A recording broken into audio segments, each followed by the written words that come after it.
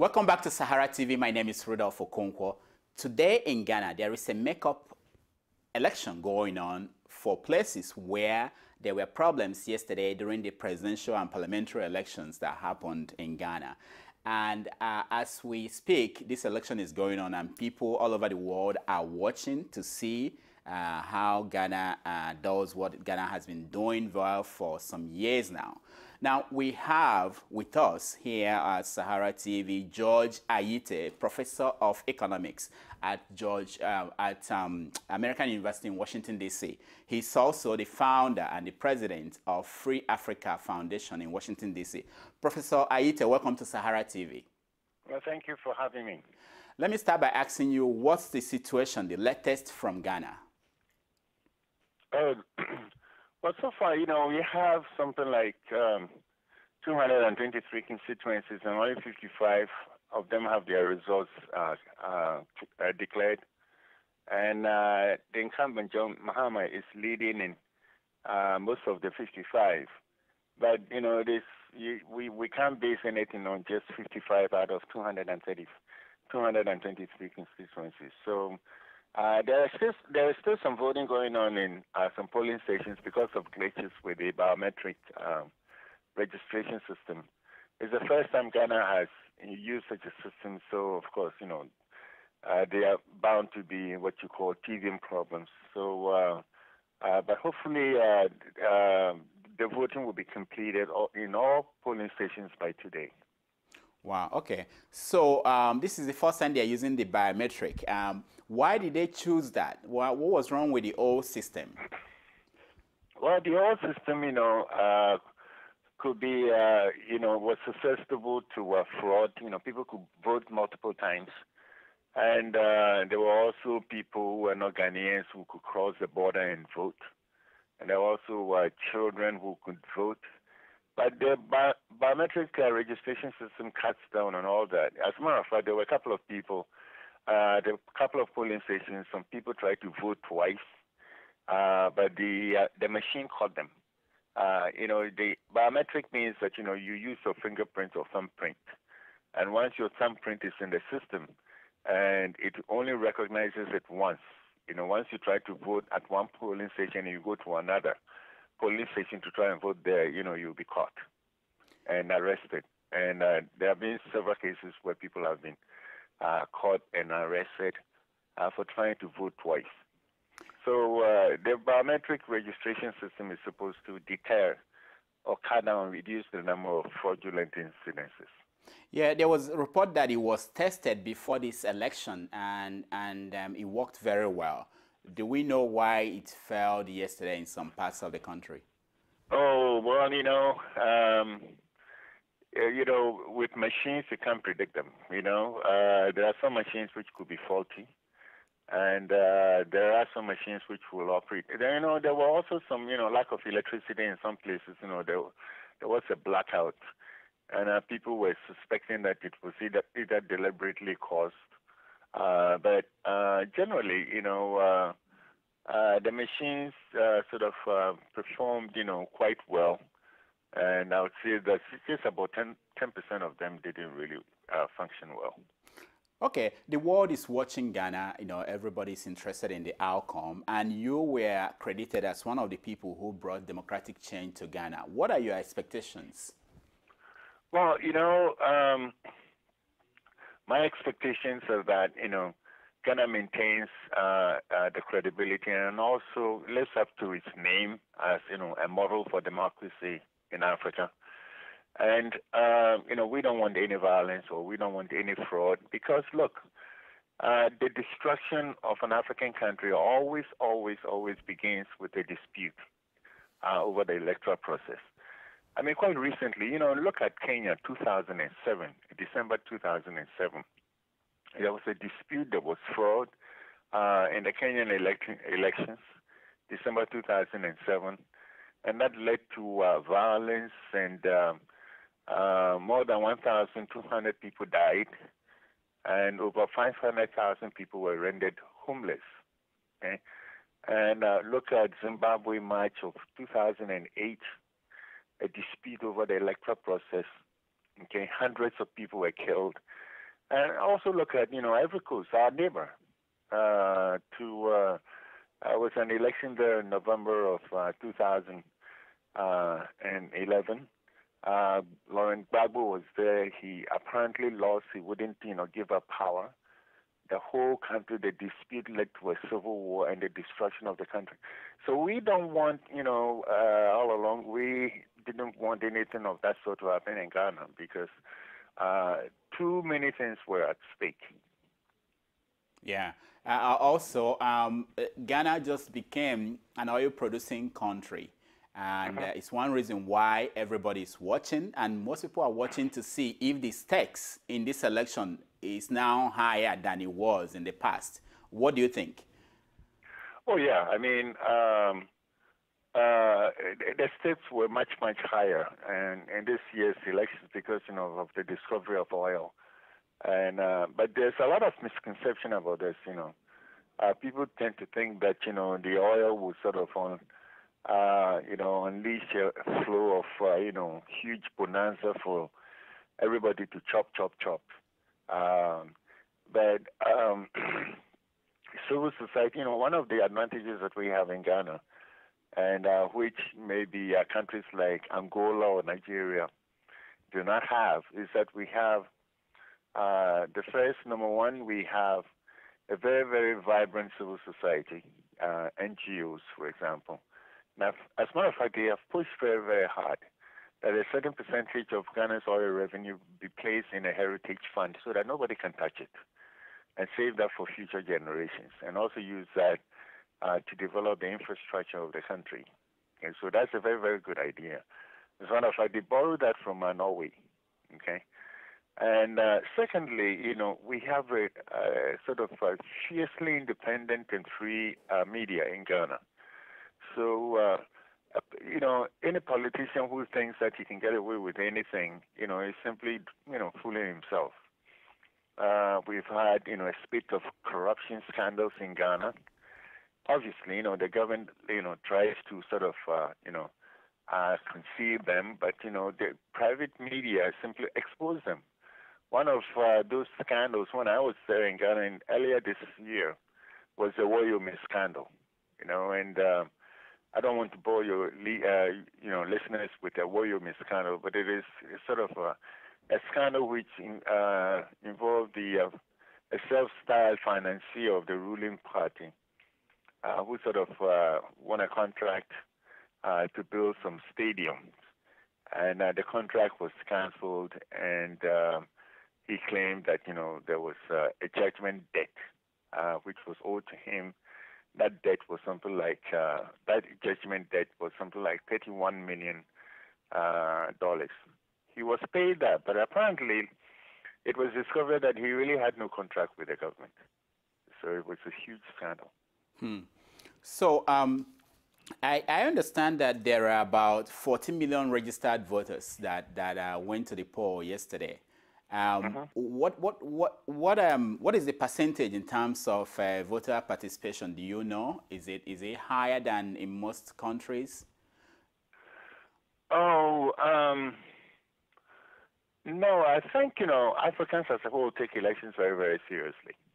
And once they register, there's always the thrill of voting to show that, well, look, my voice is being heard. And let's also not forget that in most African countries, the population in Africa is relatively young. And I'll probably say that 60% of all Africans are between the ages of 14 and 40. Okay, so when you have a young population, they tend to be very, very active in politics and in voting. And whereas, the older population just tends to sort of either stay at home or really don't care very much about who is the president. Yeah, in Nigeria, for instance, elections are called a do-or-die affair. Why is it that in Ghana it's different? What is it as a result of institutions or different kind of people? What is responsible for that? Well, if I will hazard a guess, and this is also, I should caution that this is a guess, and that is, in the case of Nigeria, where you've had a string of, military rulers. Okay, people are just so fed up with them that they're looking for change, and for them the change, they see the ballot box as the only medium or the only route to change. Okay, so they and also many of these military dictators, I call them coconut heads. They have done a number on the country. I mean, they have looted the country clean. Babangida is alleged to have accumulated a personal fortune of 9 billion. Abacha 5 billion. And these guys, see, and they never put anything back into Nigeria. Okay, I mean, you take Babangida for example. I mean, I would have forgiven him. I mean, if this guy has taken any of his billions of dollars that he stole and built a new conference center for the African Union in Addis Ababa, or build, some railway system, linking Nigeria, Cameroon, Togo, or whatever. But they never did this. So for many Nigerians who are frustrated with the leadership, they see the ballot box as the only mechanism through which they can, kick out these, bad leaders. We've also had the same, problem here in Ghana as well. Like I said, in 2000 we succeeded in kicking the Rawlings regime out of office. Why? Because Rawlings had been in power for something like 19 or 18 years, and Ghanaians were simply tired of him. Right now, I mean, he has become something like of a non-entity. When he shouts and shouts, people don't even pay attention to him. Yeah, because if you talk to most Nigerians, when they talk about the problems in Nigeria and the solution, they always go back to say, we wish we could have the Rawlings solution, which was when he came as a military man in Ghana and eliminated some of the people who were destroying the country. So it's interesting that he has ended up the way you are describing him. Yeah, I think I have had a lot of arguments with Nigerians who say that, and I can understand them. They sort of have high praise for Rawlings, and I can understand them. That in Nigeria, for example, literally nothing works in terms of electricity, in terms of getting a passport, in terms of, so Nigerians sort of yearn for a strong leader. Okay, and they look across Africa and they saw that kind of strong leader in Rawlings, and some of them say that, well, look, okay, he might be a military man, but at least things are working in Ghana. And I told them that, look, if you want to tell me that Rawlings is good for Ghana, I'll tell you that Abacha was also good for Nigeria. Look, they all cut from the same cloth, the military. And get this, no military dictator, in fact, no dictator has brought lasting prosperity to any African country. None. Never. So, you can't praise one military dictator in one country and then go for, and then, sort of condemn another military dictator in another country. One has to be careful about these undemocratic, leaders who are praised to the sky when they come to power. I mean, look at Paul Kagame of Rwanda. Look at Museveni of Uganda. Remember when these leaders came to power, we praised them. We said, oh, these are the new leaders of Africa. Remember when President Clinton went to Africa in 1998? He said, these were the new leaders of Africa, taking charge, of their own backyard. Zenawi of Ethiopia, Afwerki of Eritrea, Laurent Kabila of Congo, Paul Kagame of Rwanda, Museveni of Uganda. What happened to all these leaders? I mean, as it turned out, these leaders simply turned out to be old wine, okay, in new bottles. Old wine in new bottles. Crackpot Democrats, and reform acrobats, they have been a huge disappointment in my view. Now, you mentioned Clinton coming to Africa. Obama also went to Africa. Actually, he went to Ghana, and he Oh said yeah, he went to Ghana. he said during that visit that it's time for Africa to move away from big men and into building institutions. Oh yeah, What do you think? What do you think about his performance in Africa? What has he done, or what should we expect him to do in the next 4 years? Yeah, but when Obama came to Ghana in 2009, he said that Africa doesn't need strong men. It's important. He said Africa doesn't need strong men. Africa needs strong institutions. Yeah. And I said, hallelujah. This is what we should have been preaching for a long, long, long, long time. And to answer your question, President Obama has been re-elected, and he performed very well in the U.S., elections. But I don't think we should expect much from him to do much in Africa. I don't think so. Why? Well, number one, the U.S. right now is focused on a war on terrorism, okay? And has been more than willing to sort of ally itself with those countries that claim to be fighting against terrorism. I mean, this is one of the reasons why the U.S. pumped,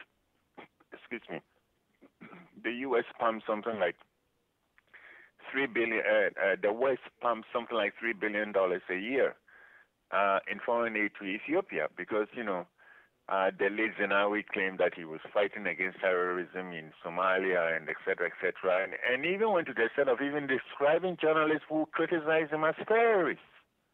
Okay? But anyway, and then of course, the U.S. also gives Uganda lots of money because, Museveni claims that he's fighting against terrorism. Now, Museveni is a leader who, back in 1986, declared that, no African leader should be in power for more than 10 years. He's still there. Okay?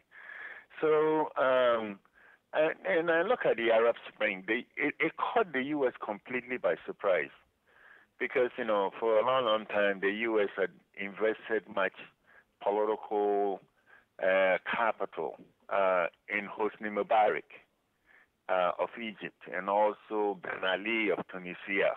Okay? And the U.S. was also making some kind of overtures to Gaddafi because, Gaddafi had abandoned his weapons of mass destruction, blah, blah, blah, blah. So the U.S. thought that, there could be a possibility of a sort of a new sort of relationship with Libya.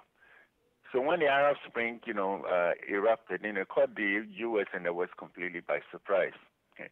So the West really, and Obama really, they are pushing their own geopolitical agenda, and I always say that, they don't understand Africa. Now, the second thing, too, is the U.S. itself, it's been involved. Its financial situation is very, very shaky, and that, there are these ongoing debates about the fiscal cliff and that sort of thing.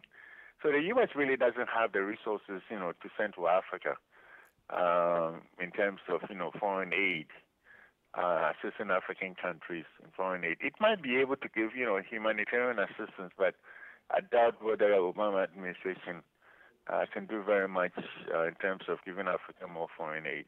But what do you think about the situation in Mali? Because everything came together there. You have terrorism and you have the interest of America, and the fact that what happened in Libya probably led to part of this the crisis in Mali.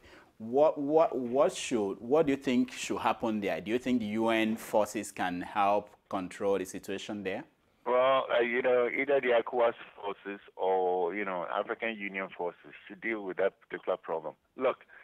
It's about time Africa dealt with its own problems. Instead of each time there's a problem in Africa, we run to the international community like crybabies for help. Okay? And get this, we also don't need foreign aid in Africa. The foreign aid resources that we need can be found in Africa itself. Okay, if you add this up, The total amount of foreign aid Africa gets from all sources is about 30 billion, 30 billion. Okay?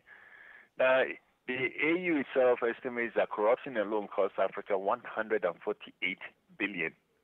So you put in 30 billion into a bucket, okay, which leaks 148 billion of that leaks out of the bucket. So, you got to ask yourself, do you ask, Obama to put more money into this leaky bucket, or do you plug the leaks? Mm. So I take it that you don't support the U.S. command in Africa. Oh, no, I don't. And I think, we have to understand the fundamental causes of many of our problems in Africa. And the source of those problems is the what I often call the power equation. Okay, we have a defective governance system in Africa where power is concentrated. Okay, say in the capital city. Okay, all decision making concentrated or centralized in the capital city. You see, once you do that, you turn the capital into something like a pot of gold, for which all sorts of groups compete to capture. And once they capture that power, they use that power for, to enrich themselves, their cronies and their, families, and exclude everybody else. It becomes something like a political apartheid system. Okay? So, obviously, if you are a member of the excluded group, you will rebel. Okay? And if you look across Africa, in the post-colonial period, all the civil wars that have been fought in Africa have been fought by politically excluded groups. Okay? So what is the solution? The solution should be obvious and simple. You don't practice the politics of exclusion. You practice the politics of inclusion. Because, if nobody understands what the politics of inclusion means, they should go into our traditional system where we practice it. We practice it at our village meetings. The Igbo have a village meeting called Amaala. The Somali have a village meeting called Guti. And the Zulu have a village meeting called Ndaba. And at these village meetings, we take decisions by consensus. Consensus means that you take all minority positions into account before you come into a consensus. You don't say that there is a majority here, so the minorities can go to hell. You don't do that in the villages. You take all decisions and minority positions into a consensus. There they practice the politics of inclusion. At the national level in many African countries, we practice the politics of exclusion. The typical example was Rwanda. The Tutsis were completely excluded. In fact, the Hutu government tried to exterminate them. And once you do that, you're going to have, many African countries are sitting on a powder cake. Okay? Mm. And if they are sitting on a powder cake, that's why the Tuareg rebels want to break away. You can go to the U.S., you can go to the United Nations, for help in putting down the Tuareg, rebellion, but you're not solving the fundamental or the root cause of the problem, which is the politics of exclusion. Mm.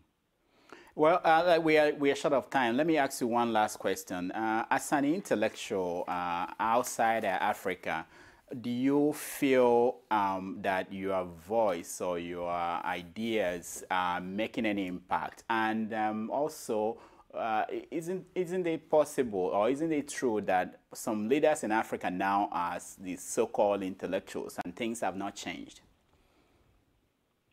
Well, before you can, the way you solve problems in any society is, number one, to expose it. Okay? And once you expose the problem, you go through 5 steps. Your exposure, and then you diagnose the problem.